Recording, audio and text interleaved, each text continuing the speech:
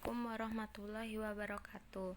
Perkenalkan, nama saya Yulia Citra dari kelas 11 MIPA 5. Di sini saya akan menjelaskan tentang biografi tokoh pembaruan Islam yang bernama Muhammad Ali Pasha. Muhammad Ali Pasha lahir pada tanggal 4 Maret 1769 Yunani di kota Kavala, Provinsi Makedonia yang kini di barat Yunani.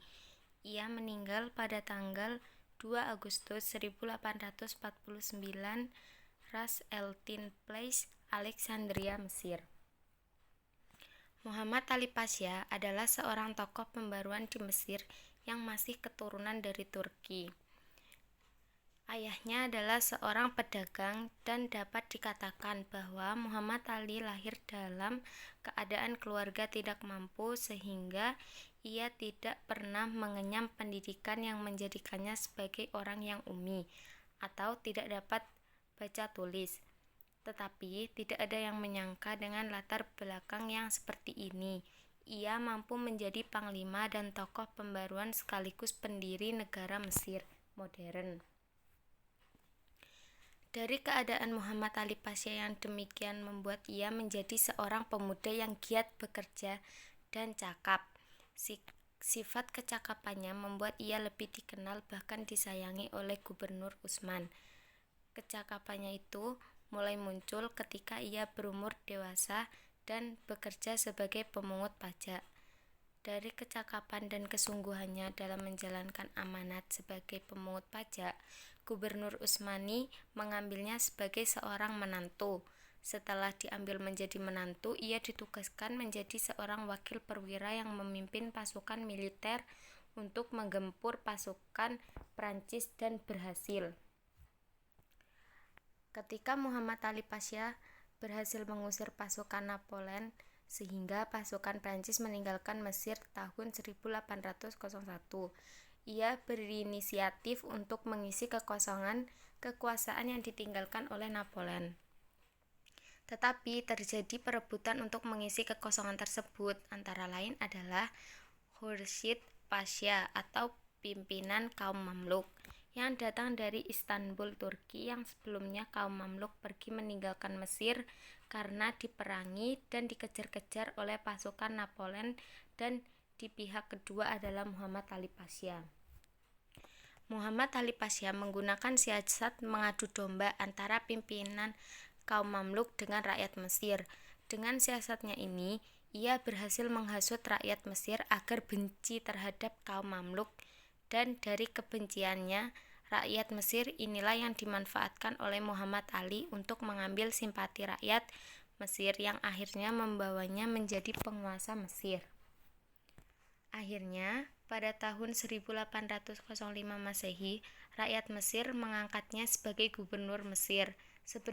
Sebenarnya, keberhasilan Muhammad Ali menjadi pemimpin di Mesir tidaklah hanya karena siasat adu dombanya, melainkan ia membohongi dengan menyerang sekaligus mengepung pasukan sultan yang dikirim kepadanya.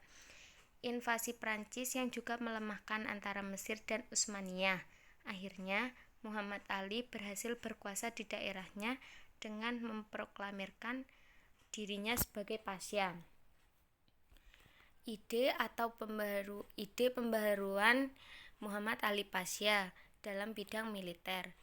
Setelah Prancis dapat diusir oleh Inggris pada tanggal 1802, Muhammad Ali Pasha mengundang Safe, seorang perwira tinggi Prancis, untuk melatih tentara Mesir. Pada tahun 1815 Masehi, untuk pertama kalinya Mesir mendirikan sekolah militer yang sebagian besar instrukturnya didatangkan dari Eropa. Ia juga banyak mengimpor persenjataan buatan Eropa seperti buatan Jerman atau Inggris. Muhammad Ali Pasha kemudian melatih militernya berdasarkan Nizam al-Jadid atau bisa disebut dengan peraturan baru. Tentara Mesir diatur dengan disiplin dan mulai memperkuatkannya dengan menjadikan para petani luar daerah untuk mengikuti wajib militer. Upaya ini ternyata cukup berhasil untuk menjadikan kekuatan militer Mesir semakin berkembang. Yang kedua, bidang ekonomi dan sosial. Muhammad Ali Pasha sangat memahami bahwa di belakang kekuatan militer, meski harus ada kekuatan ekonomi yang sanggup untuk membiayai pembaruan di bidang militer dan bidang-bidang yang bersangkutan dengan militer. Jadi, dua hal yang terpenting baginya, kemajuan ekonomi dan militer. Dan dua hal ini menghendaki pengetahuan atau ilmu-ilmu modern.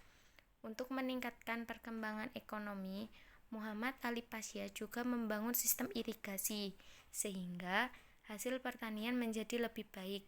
Usaha Muhammad Ali Pasha yang hebat adalah menyelesaikan pembangunan sebuah terusan kuno yang menghubungkan antara Alexandria dengan Sungai Nil. Upaya tersebut diawali dengan penggalian yang mengarahkan kurang lebih 100.000 petani Mesir. Dari hal tersebut, meningkat pusat irigasi dari tahun 1813 sampai 1830 Masehi hingga 18%.